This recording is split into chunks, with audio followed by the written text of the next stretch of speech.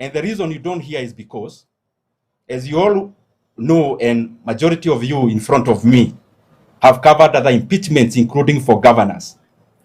Any vote that requires a 2/3 majority, you do not win it by voting.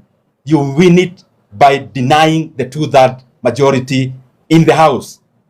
That is what you have seen all the governors do. If you have 30 MCAs, you make sure 10 do not turn up, and the agenda collapses.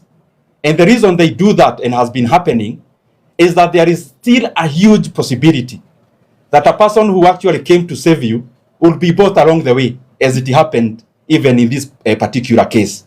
So whatever I have done and tried to do it in all good faith, because there is actually nothing to hide about that, but I thought it is important that I address it at this particular time. As I go to the close, and we'll say a few things in Swahili. Yesterday, I got a call from one of my friends. It's called Councillor Johi. And I have received also many concerns from my friend Abdi, my friend Ajiki, my friend Dunstan from Nambale, and many other Kenyans, as I've seen their feedback on the social media. And what Councillor Johi told me is, jana, and I'll put it in Swahili. Hiyo mambo umeitana kesho, hata kama unatuambia mambo ya Finance Bill, hiyo ni sawa, lakini pia tunataka utueleze mambo yako ya kisiasa. And I have seen that feedback, overwhelming feedback from Kenyans. And I want to appreciate that there are many Kenyans who would want to hear our view on that.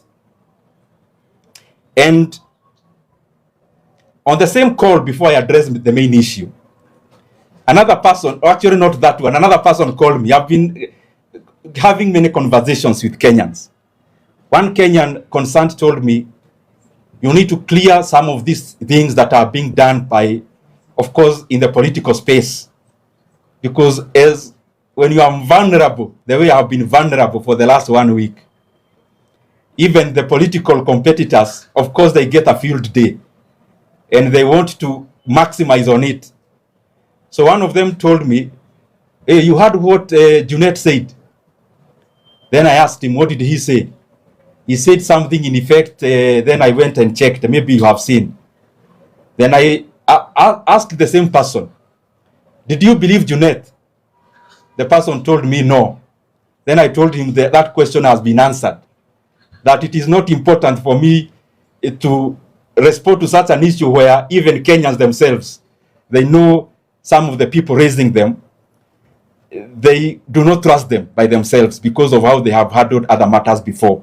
And therefore, happily, I'll go to the other points without belaboring that one, because it's obvious, and I think you all know that when you are vulnerable, watu watachukua hiyo nafasi pia kukulima kisiasa.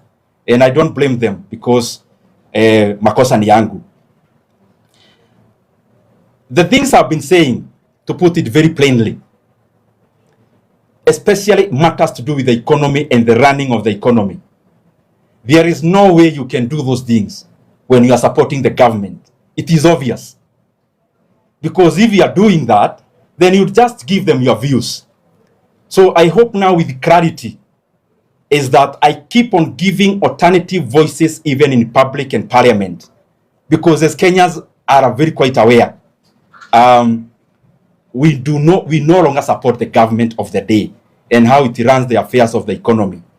But of course, people would want more, like some of the calls I've been having.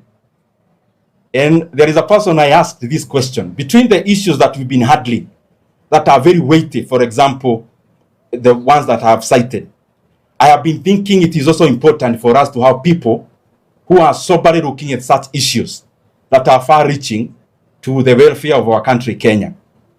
The second thing is that, and I'm addressing this issue of many people and Kenyans on social media and also calls, WhatsApp conversations, people are telling me Sasa lazima utuambie msimamo wako wa kisiasa. I have stated one categorically, which I'm sure you are all aware even before you came here, that there is no way I can speak the same things I speak about if I am still in government. But I also want to repeat, I cannot also blame anyone who would want me to keep on explaining the same matter, and especially the people in the political space, because they are doing their job as politicians to keep you on toes. Now, the biggest conversation is, which I've had in terms of feedback, then tell us, where are you? And I want to say this with a lot of humility. I was part of the team that campaigned around the country in the year 2022.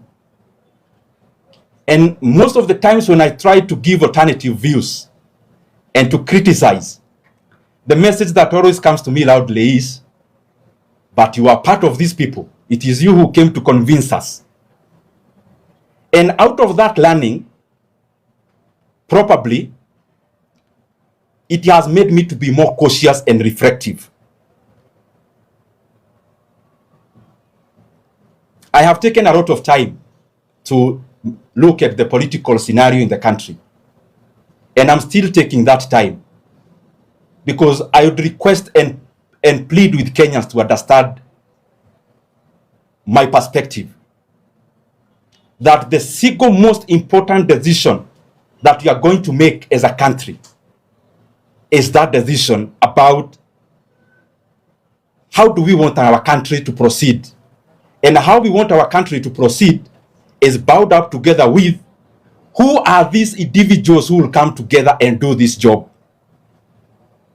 And that is what the question I've have to answer most of the time, maybe inconclusively. The reason I am taking time and have taken time is because for me, this decision is not about my political convenience. It is about what Kenya will become. If I'm to be selfish and inward looking, I live in Kenya. I know what I need to say, and I become a sensation politically immediately. We have been on that path before. If I want to engage in a popularity contest, I know exactly what I need to say even today. But the question I want to ask ourselves as Kenyans, after that, where do we leave Kenyans? And I have been working on something for the last many months, something around that question. Objectively, in terms of the kind of Kenya we would want to have. Because it is the kind of Kenya that we would want to have that then would dictate what kind of team do we need to do this job. So I want to plead with Kenyans so that I am not pushed in the situation of the moment as the storm has been ravaging on me. It is too weighty a decision to make, and especially when there is a storm. Not that I don't know what we need to do and who we need to work with, but in terms of the deliverables to the people of Kenya. And I would request, so that I do not get into the same ditch I have been into, where I speak and I'm reminded that I was part of a certain team back then. I request Kenyans to give me 3 to 4 weeks to share my views, specific views on that issue of political formations and the things that we need to do in terms of our Republic of Kenya going forward. I know that is underwhelming because everyone would want me to call the press and just say one thing or the other. But I am convinced, because I have experience of having been on the same path before, I am convinced with time that Kenyans that are giving us this patience will vindicate us and will be vindicated. That the kind of decision that we must make must be far-reaching in terms of what our country needs and where we need to go, and then we try to see who are these people who would come together to do that job. And in the intervening period, I'll still continue to do my job. pahali serikali inakosea, nitaendelea kufanya hiyo mambo ya kuongea in good faith, because some of these issues to me are very important than me appearing in a rally. Appearing in a rally is important, that is fine, but I feel there are things that I need also as a leader to be sure of, to put in place, to agree with Kenyans, so that we also can be able to be very elaborate on that matter. As I come to the conclusion, niseme kidogo kwa Kiswahili baadaye.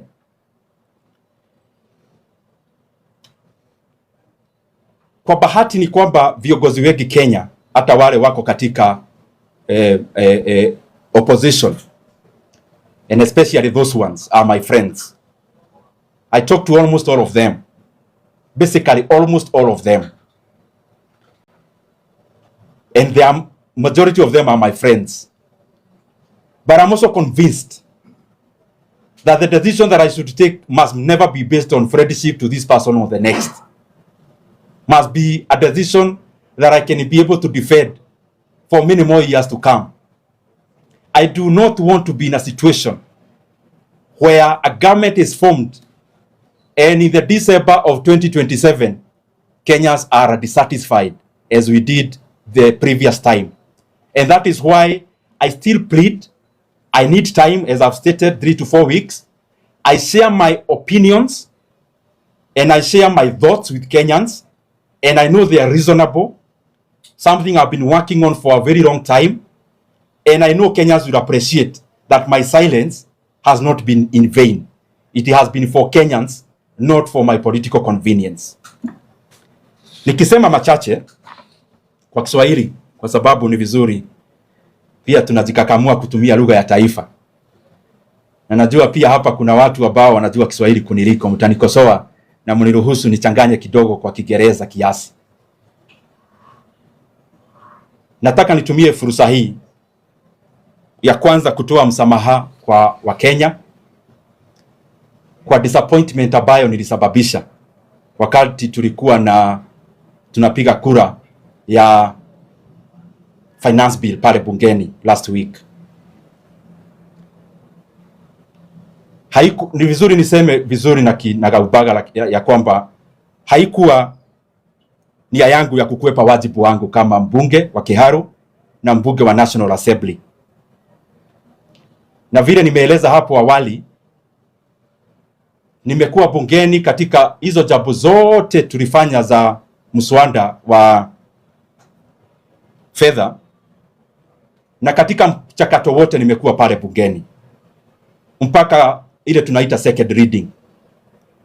Na hapo second reading tukapiga kura na tukaitisha ile inaitwa mgawanyo ama division.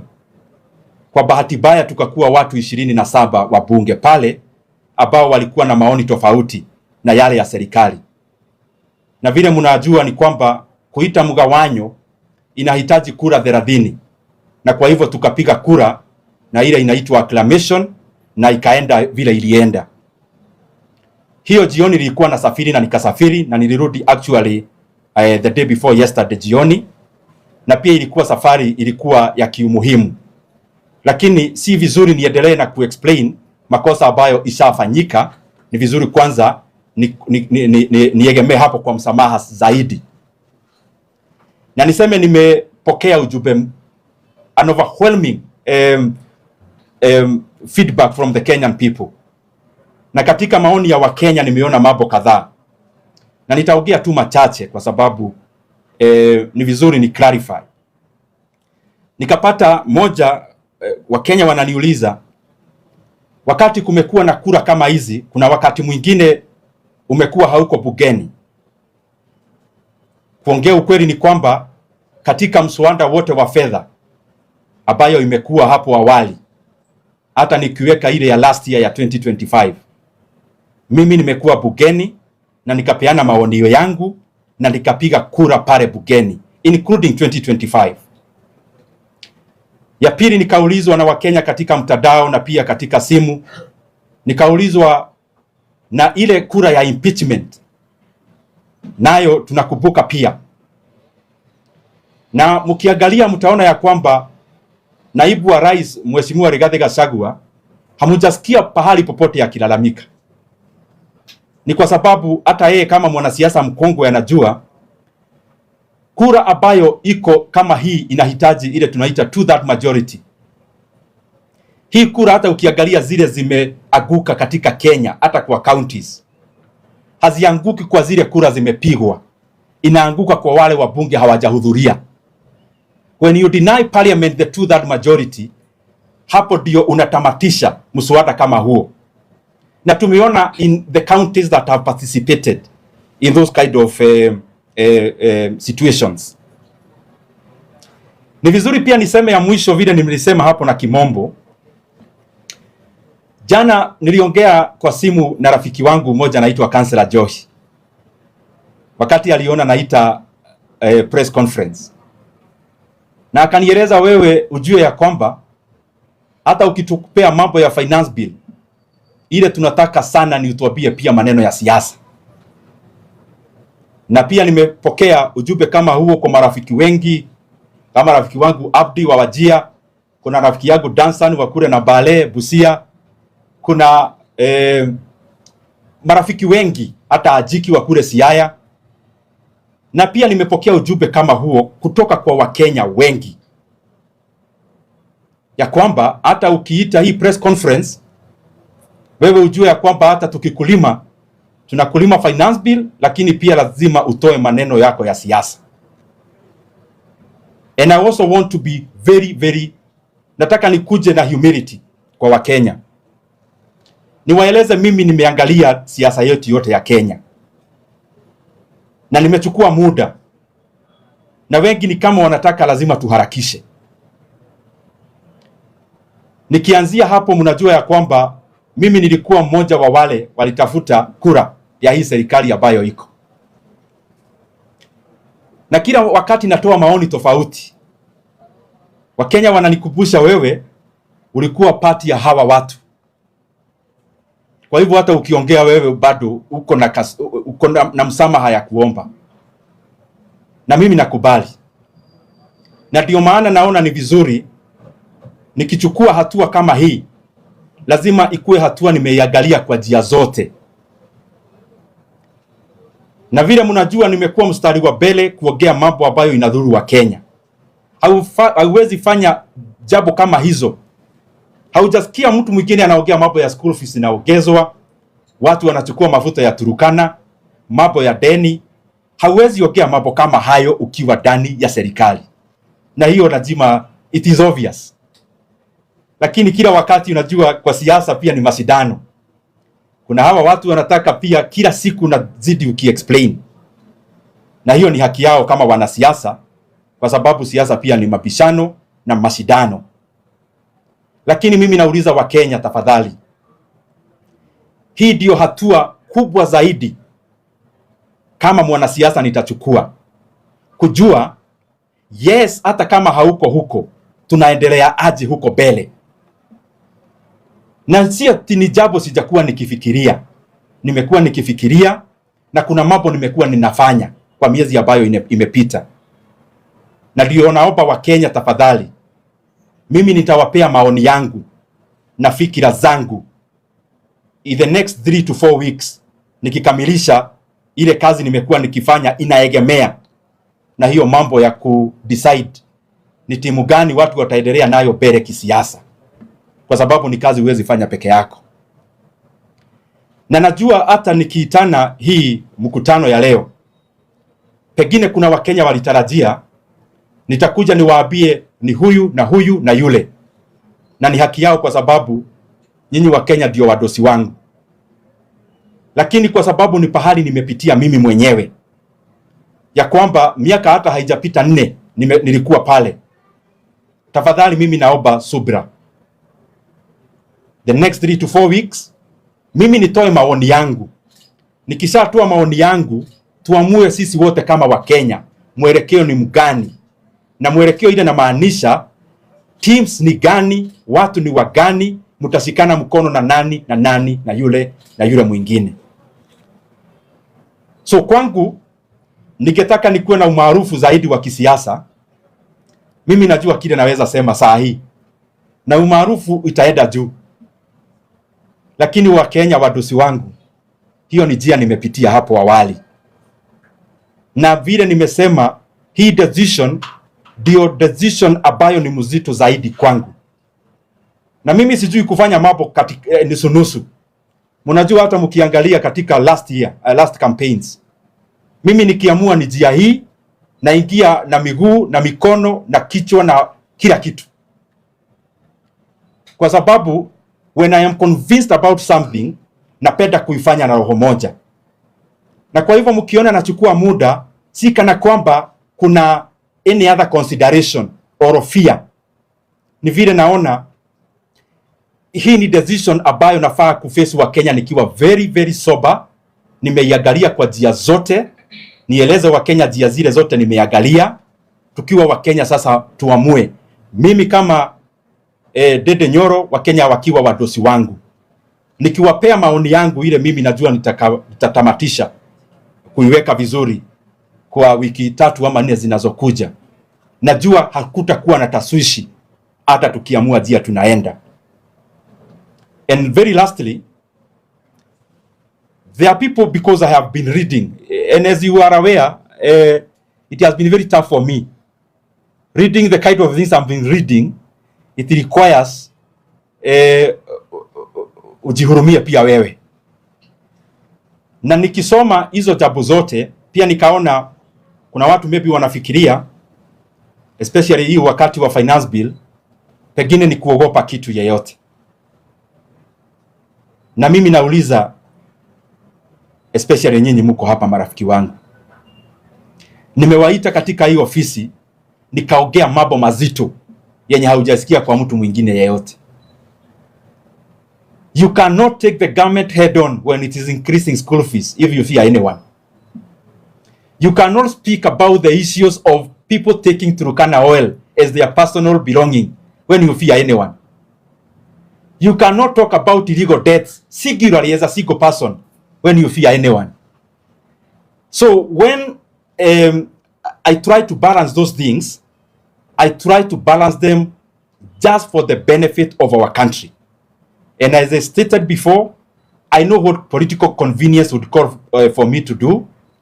Nasema tu jambo sahihi, umaarufu ya kisiasa inakuwa. Lakini Wakenya nitawaacha wapi? Wakenya tutawaacha wapi? And that is why I'm taking time. And I am sure and convinced, nikitoa maoni yangu kwa Wakenya, ile nimekuwa nikiweka pamoja, I am convinced Kenyans will for sure know that I've not been silent out of inactivity. It is silence out of deep activity. Otherwise, nashukuru sana. Mwenyezi Mungu awabariki wa Kenya wote. One question. Yes. My name is Alan Ochanda from KTN. Now, too much is given, much is experience. So remember that you were more than 100 people stayed away from that particular day in Parliament. But you were singled out. It means maybe they trust Kenyans bestowed on you. Yes.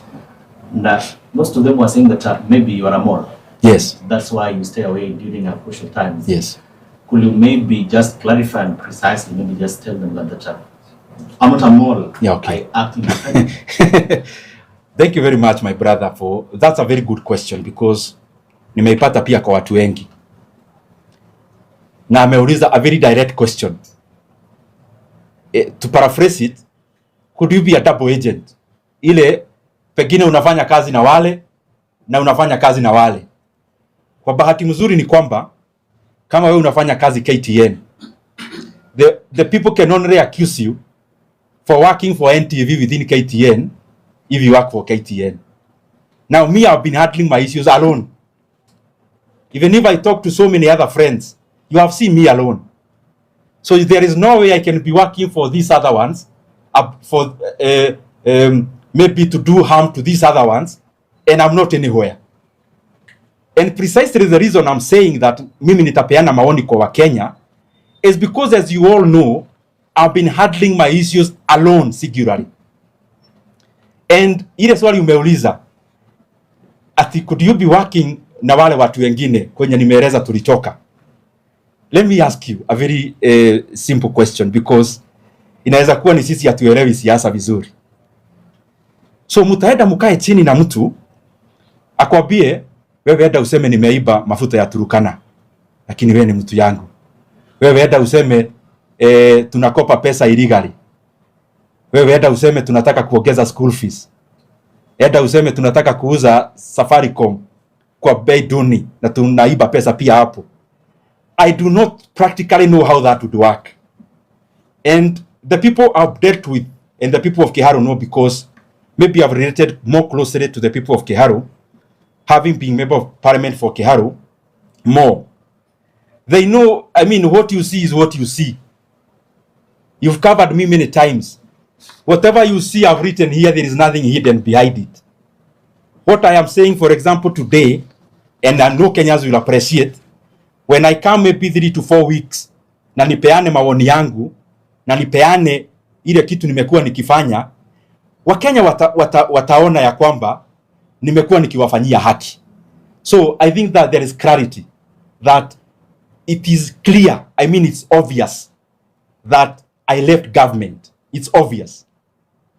But I keep answering this question, not more because Kenyans ask me, but because politicians provoke me to keep on defending it.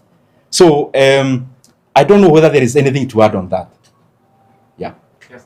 One question here. Yes. David Mudoka from NTV. Yes, David. Speaking of leaving government, Yeah. one would want to know the reasons and maybe why or when.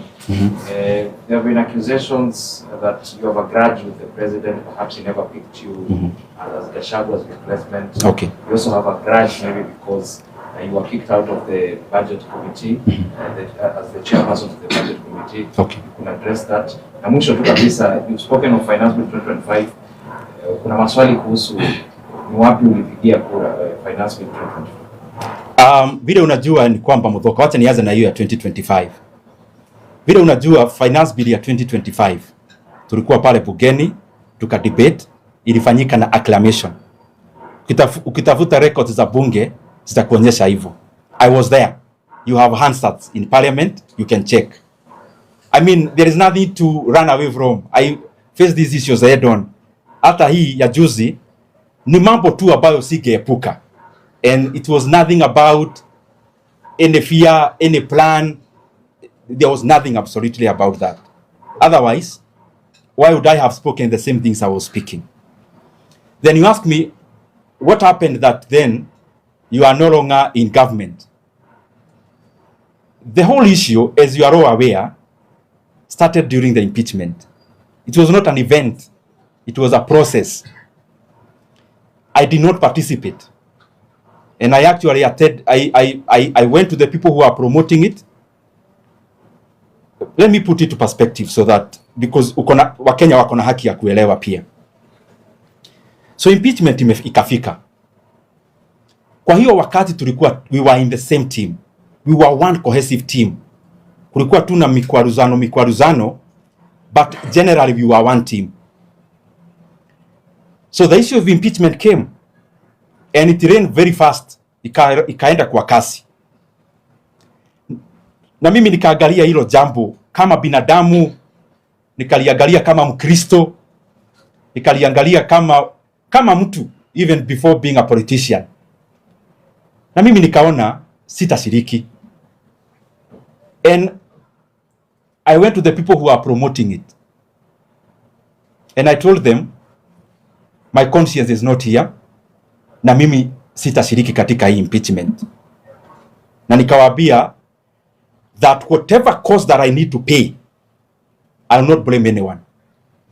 And maybe that is the reason why, even when I was kicked out of the budget chairmanship, I called you guys in my office. You all expected me to go berserk. But I didn't blame anyone, because it was primarily out of the decision I took then. So imekuwa hivyo. It was not an event that then it reached a time tukasema nyinyi edeni na nyinyi mubaki. It is gradual gravitation up to where we are, just like it happened to all the people that we were in the same team. Yes. My name is Paul Kiroki from TV47. Yeah. Now that you've stated that you're giving Kenyans 2 weeks, Yes. and some people are asking, are you a fence seat and you're now waiting? Which side are you going to to support? That's a fair question. I've also had it. Ati unakaa ukipima upande gani? Sasa unapima upande gani na nimesema upande ziko. So you know, when you are walking a tightrope, you can either fall, this side is bad, this side is bad. So I've already clarified, even through my actions, not even now, even previously. There are two divides in Kenya. There is the government, there is the other side of opposition. I've clarified the side I am not, and you know for sure I am not in government. I don't think even that is news to anyone. However, I have participated in a very deep manner in creating a government, and I still pay for that. Even now, when I post even things, unajua kuna vitu naongea za Wakenya mpaka mata inaisha. Then I seem afraid of person reminding me there. Wewe si ni wewe mlikuja rale hapa kwetu. Then ikiongea ingine, wewe si ulikuwa chairman. So because it's a destination I've been into, I know for sure one thing. Winning an election is one thing. Governing a country that benefits everyone is another. And I have decided to take all the adjectives at this particular time. Lakini nikieleza wa Kenya kile kitu nimekuwa nikikifanya, najua wataona I try my best to be patriotic. Yes. I'm Chitera from Citizen TV. Yes. Now this is a coincidence. We've announced 3 to 4 weeks. The second deputy president requested for 45 days has lapsed. 5 days are over. I think 4 days, 40 days remaining. So are you coming up with the same announcement? No, that's far-fetched. I mean, I'm communicating about myself, and I didn't consult any other leader when I'm doing this, because I think I've been carrying this weight of the issues generally alone. And there is something my brother asked here, that 180 people never turned up in parliament. Lakini kwa bahati nzuri ama baya nimewabebea mzigo. Na hiyo inanionyesha ya kwamba lazima nikuwe mtu very careful in far reaching decision making. Ya kwamba watu wanategemea nisiongee tu kwa niaba ya kuongea. Niongee nikijua matamshi na yatoa. I do not need to remember them because they'll be straightforward even saying them in the future. And the more the reason I've been taking time, very far-reaching things that I've been doing and crafting, and I know, as I keep repeating, I've repeated more than 10 times, when I come and address Kenyans and show them what I've been doing, what I've been thinking, the things that I've been into, I am convinced people will appreciate ya kwamba siwezi wachilia kwenye Wakenya wako. Yes. This time you're going to take, you said 4 weeks or 3 weeks. Yeah. Are you going to get a consultation from the opposition, United Opposition, or Linda Mwananchi team? Which team are you going to consult? Let me put it very plainly, because mimi sitaki kudisappoint wa Kenya. I think the first step must be, as a leader, I have an obligation to give. Kwa nini wewe umechukua hii muda yote? Nini, kwa nini? Tueleze. It could benefit somebody in their decision making. Nikieleza hayo mambo, I am so sure it will be straightforward for Kenyans. Tujadiliane tuone out of what is available. Kwa sababu hii mambo lazima ikuwe teamwork. Tuyafanye kivipi. So I know, let's not preempt anyway. Yes, Gojiri. I have a question. Yeah. You spoke about your differences with the government Yeah. as having originated around the impeachment Yes. period. Yes. Then the question would be, had you been contented with the way government was working all through before impeachment? Mm-hmm. And number two, of the many views that you have collected, how have you been able to analyze your views as to why people think that you are a mole or a fence-sitter for that matter? That's, I'm very happy you're asking very good questions, which are direct. I think the more the reason people, you know, when you take time, especially in a heated political movement, People want you to make that decision then, and especially here, siasa, because there are some of your friends who would want you to go this way, other Kenyans would want you to go this way, but what is good for Kenya, that has been my preoccupation. So the reason why possibly Kenyans have been impatient with me is because maybe I've not been appearing in rallies. But Gojiri, because we've covered many things that we've done, I don't think if you analyze the things we've done, that it leaves you with any doubt about what I represent and the side I've been in. Maybe nikisema, lakini this is hyperbole, I'm just thinking. You know, hii siasa imefika, pengine mtu anajua, umekuja hii upande, ukiita yule hivi. All of us, because we ended up working in a team. Kuna team member ambayo ni striker, mwingine ni defender. I know my tough. My tough in terms of, kama ni jaze na pewa ya kisiasa, kuna vitu zitafanywa na rafiki yangu, yenye hata nikijaribu kufanya mtaona I am off. That is not me. So, maybe it's because people would expect me to be in very high octane politics now, but humbly, I think there is still something I need to complete to do. Not personal thing, related to this, purely about Kenyans. Yes? There was a question before that. Yeah, If the issues... about government. You see, Gojiri, what happens is this. When you are in a team, you work for currently Media Max. You go for editorial meetings. And you say, oh, carry this story. The editor says, no, we carry this one. You give your views there, inside that room. So you can't come out here and say, you know, I work for Kameme, and I went to the meeting, they declined to take my views. Back then, when we were one team in government, back then, we could give our views internally, including of the toxic finance bill of the unfortunate finance bill of the 2024. We could give our views internally. Now, on this side, I was chairman of budget. We could meet, I give my views even about finance bill. How decent would it appear then to then come out and purport to be better than everyone and give the same different views that I gave inside, outside? Right now, I am nowhere, so to say.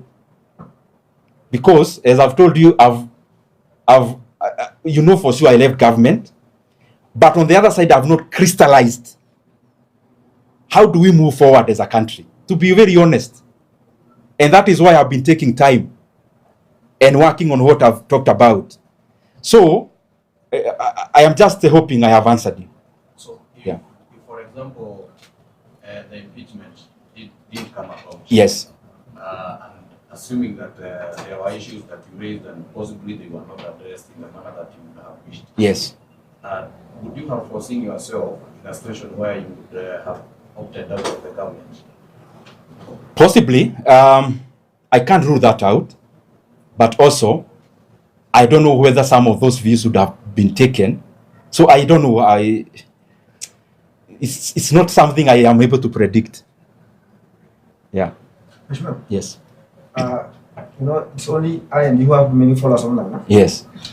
So, many questions are online. Yes. Uriza. And I know you are not doing the politics. Yes.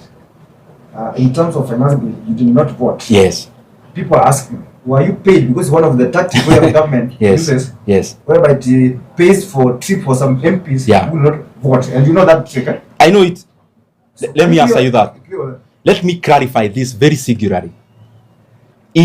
Ever since I became member of parliament in 2022, my second term, I have never traveled out of the country paid for by parliament, not even one trip. So whatever I do, even when I go to look for things that would assist the people, I do it from my pocket. And I'll challenge you, go to the clerk of the National Assembly. Possibly I'm the only MP who have never traveled outside the country on the bill of parliament since 2022. So the question you asked is, could you maybe have been compromised? How would you compromise somebody who actually brought out all the bad things about the bill? how would that work? That I come and expose all the bad things. I think that is when you actually need to be, for that to happen. I mean, what you've asked. So for clarity, also, it's only that many times I've not been appearing on shows to answer some of these questions. I would challenge all of you, even when you get our party leader then, even from the time he was deputy president, whether he has ever given Ndindi Nyoro assent and he picked. So, I mean, we don't keep on talking about these things because it will seem like yourself trying to make yourself better than everyone. But the point of the matter is, there are things that cannot make me sleep at night. And especially if I betray people by personally benefiting from that. Yes. Yes, Leto. Na wewe Leto, chairman, ulituangusha kuna wakati mwingine wa men's conference. Ulituangusha sana. Vile wewe kwanza unafaa ukuje hapa kwanza ueleze watu. Maybe then I should ask for in the next 3 to 4 weeks that you say. Yes. Do you have a political party or are you using the 3 weeks to shop for a political party? No. I mean, you've asked a question. Am I, in those 3 weeks, am I coming up with my vehicle, blah, blah, blah? No. Yeah. So to say one time. No, I think I have answered that so conclusively. Yeah. Anyone will any other question? Ask. Even the ones that are online, you can read because I cannot see them where I am. Yes, bro. Yes. My name is Omara. Yeah. From West TV. I just want to go back on you being kicked out of the budget committee. You had your colleagues imagined wanasema you used to use that seat to allocate yourself more resources than any other part. Okay. Do you regret maybe losing that seat? Let me tell you, I don't think I'm the right person to mark my exam, but I think I'm being also more helpful to Kenyans when I'm out here than when I was then back in there, because the things I've been raising are as important as the ones that I was doing back then. So I am happy where I am. I am happy where I am, doing what I am doing, and I am very proud about the things we are achieving, the lessons we are learning. So whatever happened. Where we are, we must do the job. Yes. Thank you. We can take the last 2 more. Yeah. Then you can speak Akina. Yes, Jenga ask. But I'll also say something in Kikuyu later. Yes, I will do that. Tutafanya hiyo. Na hata tutaongea tu tukiwa wote juu nitachukua dakika 3. Yeah, najua you can't run away from your mother tongue. So, if you allow me, I say a few things in the mother tongue, then tumalize. Unajua nilikuwa nimeweka hii Swahili, saa hii nyingine ni gumu ndio nilikuwa. Lakini lugha ya mama sitanidi kuangalia kitu. Wambere juga ni dake na muno ni kanya kaumwahe gago katwaraniria maundu matiganite na twambiriirie na debate ile rari kuo ya Finance Bil, na ni very few ni gwenda kuhoya muhera kuri andu othe a Kenya ni tondu kuri uria meregereire ingika no ndiekire tondu ndiari kuo muthenya ucio wa guikia kura, ndari nja wa bururi.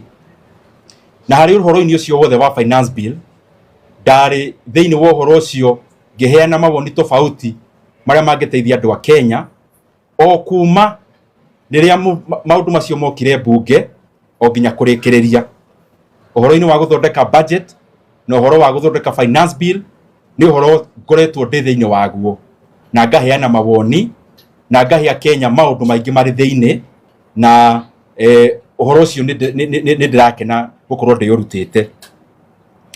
No uria gwathire ni ati Wednesday ni twathire bunge tukiaririria ndeto iyo na tugiikia kura itago ya second reading na tuikia kura itago acclamation bunge ugu muigwa tukirwo may as many say aye, may as many say nay, na riria twaikirie kura iyo ya kwanirira igikorwo speaker akiuga niyo yacinda no aria tugaga aca tugiukira to niguo bunge yendekanaga mwokira mwataro mwakinya andu 30 mukaheo kanya ga guikia kura o mundu yake na riria twokerire tugikora turi andu 27 in fact hau mbere twariganitie na gaceri wa Kirinyaga na mundu ugwitwo Mukunji na angi mwena uria Kipagedi na aria angi na riu yagikinya hau muthenya ucio hwaini no ndagithiaga nja wa bururi no ni ndakionete rugendo ruria bill yagererio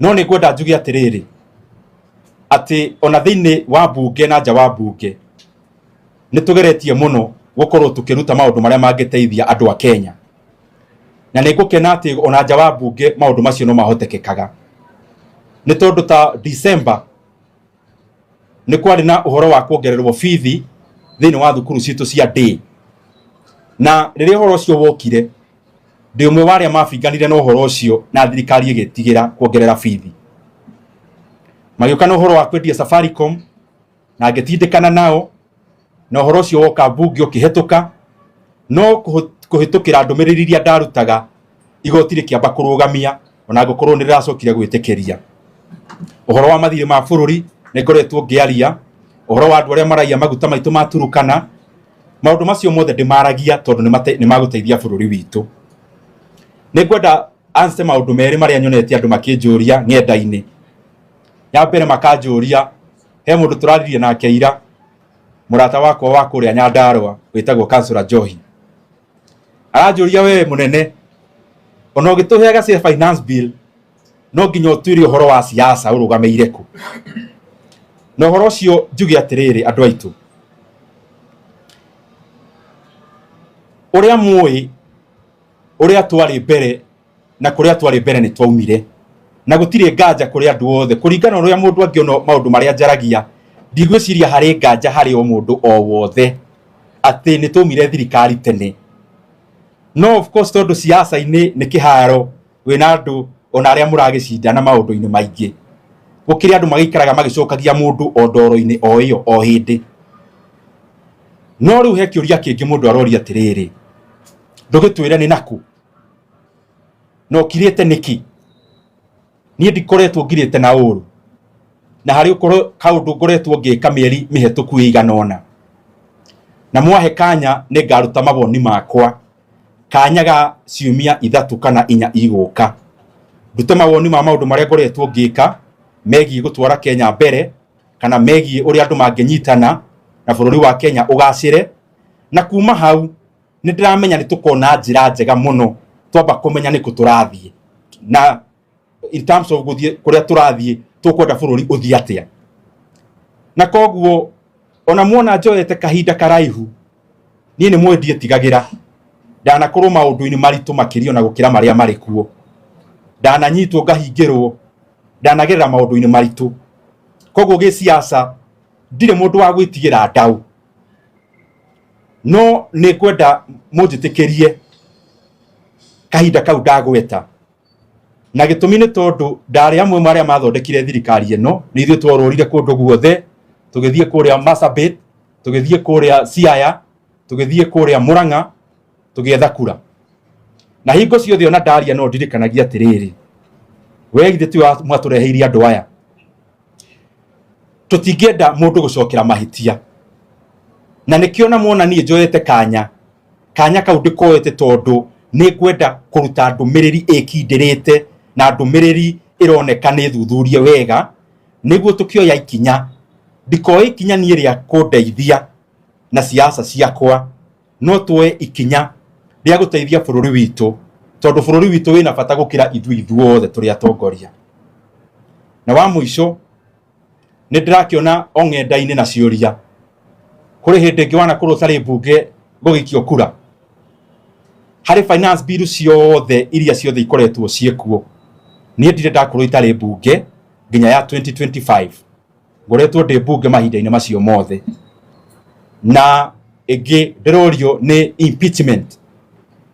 impeachment ri tungirora wega iria ciana korwo ikigwa Kenya ikaga kuruta wira he kindu bunge gitagwo 2/3 majority rule iria yugaga wathie uikirio bunge kura ni andu matanyihire gicunje kia 2/3. Ona tungirora magavana maria mothe ndeto yo yana hotoma ikaga guthie mbere, manyitaga supporters yao makamahingira mukawa ni tondu bunge yaga andu gicunje kia 2/3, muswada ucio ugwaga o hau. Na macio nimo mawoni makwa, na ngwiciria nikio ona mutire mwaigua Deputy President Rigathi Gachagua complain, tondu onake no mwana siasa wi maundu maya, na onake niwe wakire hatikaine muno, na hari ona gitumi hihi onake atari aria ndeto iyo injigie nie. Maybe undu wa muico uri ngienda kuga ni ati ni tuoya mawoni maingi muno kuri andu a Kenya kahinda-ini kau, na kwaria uhoro wa ma tondu kwaria ma ni njega, no kona mungindura ni ndaharegeria mucibi mwe kiumia kiu.